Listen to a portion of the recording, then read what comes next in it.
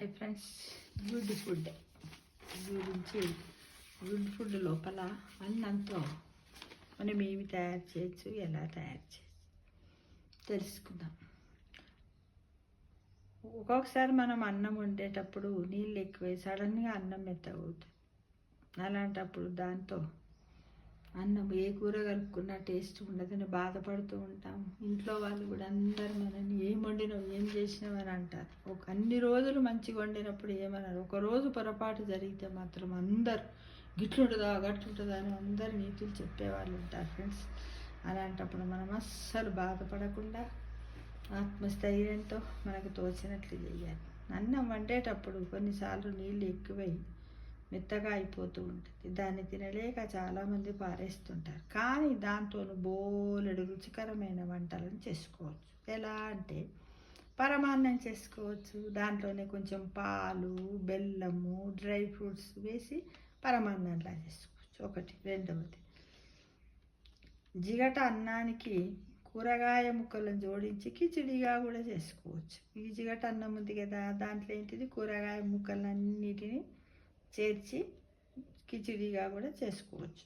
మరి ముద్దలా ఉంటే అందులో పాలు, పంచదార, యాలకుల పొడి చేర్చి పుడ్డింగ్ లాగాను చేసుకోవచ్చు. లేదంటే దద్దోజనం పెరుగు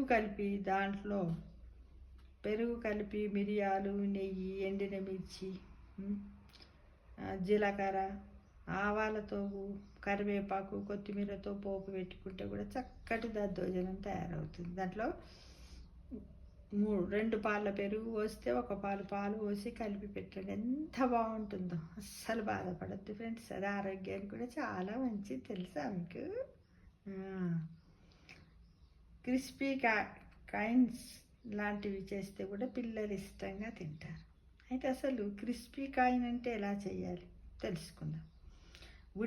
అంటే మెత్తగా అయినటువంటి అన్నాన్ని ఓ గిన్నెలో వేయాలి. అందులో ఉడికించి పొట్టు తీసినటువంటి ఒక దుంప ముక్కలను, ఉప్పు, మిరియాల పొడి, చాట్ మసాలా, పచ్చిమిర్చి, కొత్తిమీర, బ్రెడ్ పొడి, కొంచెం బ్రెడ్స్ ఉంటాయి కదా, బ్రెడ్ స్లైస్ని ఇలా చేసి అందులో వేసేసి ఆ మిశ్రమాన్ని గుండ్రటి ముద్దలాగా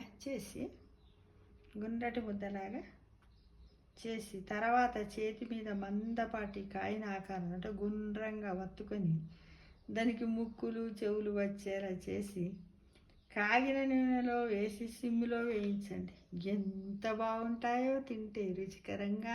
పిల్లలు కూడా చాలా ఇష్టంగా తింటారు. అది మీకు తెలుసా? ఒకసారి ట్రై చేసి చూడండి.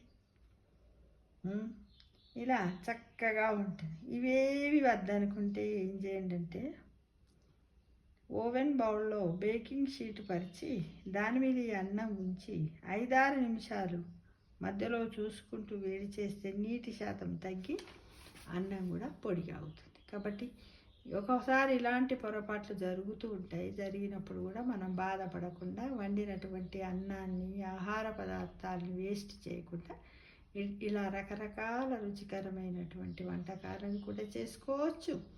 ఇంకా అన్నంతో కూడా పకోడీ చేసుకోవచ్చు, అన్నంతో కూడా టిక్కాలు చేసుకోవచ్చు. ఇప్పుడు ఇందాక చెప్పాం కదా ఇది క్రిస్పీ కాయిన్ అని, అలానే రౌండ్గా చేసేసుకొని కూడా మనం దాని పేనం పైన కొంచెం ఆయిల్ లేదా నూనె వేసి కూడా 2 వైపులా వేయించుకున్నట్టయితే రుచికరంగా ఉంటుంది ఫ్రెండ్స్.